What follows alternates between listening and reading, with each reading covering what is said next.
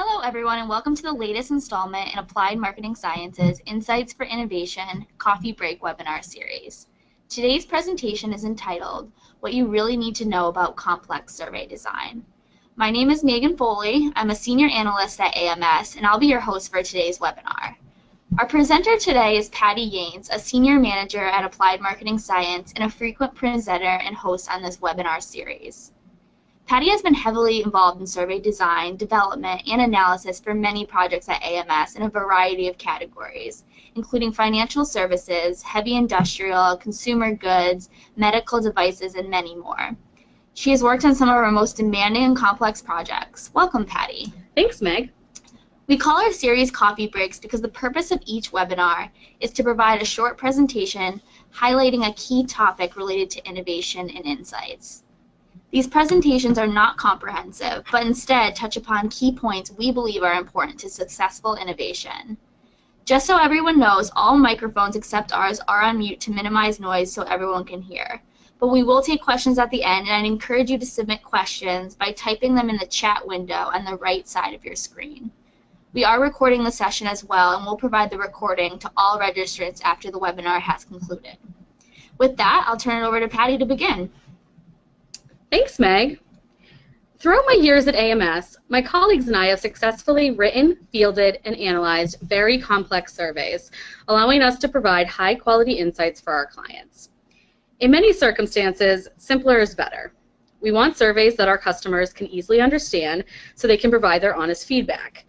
However, sometimes it's just not feasible to answer the question or solve the problem we want to solve with basic 10-question surveys. For these occasions, we need options for designing and fielding complex surveys that check all of the boxes and answer all the questions.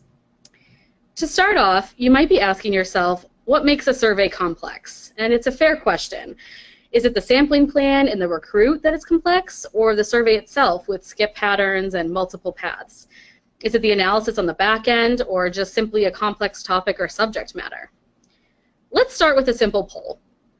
Which of the following areas are the biggest hurdles for your team when you're working on survey research? Please take a moment to vote on which of the options is the most difficult for you. Some of the options might include a complex problem to solve, a complex topic, maybe a complex sampling plan with hard-to-reach respondents, complex questions, survey design, complex analyses. Just take a minute. We're starting to get some answers here. And it looks like we have a pretty wide distribution of what people think is most challenging when doing this. And this is really great because in this webinar, we're going to touch on each of these areas that can create complexity when writing and fielding a survey, and we'll offer some tips and tricks to do it right when you're conducting your own quantitative research.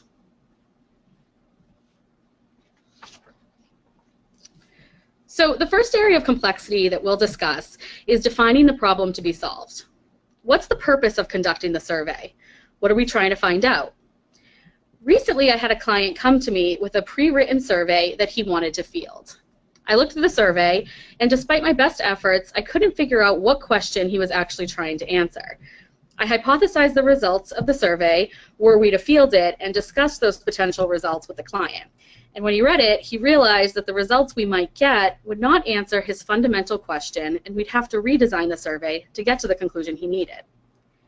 The problem he really had wasn't necessarily complex, but thinking through how to get a result he could use was. In order to find the problem and figure out the best way to get a solution to that problem, you must start by thinking about the possible results you'll get.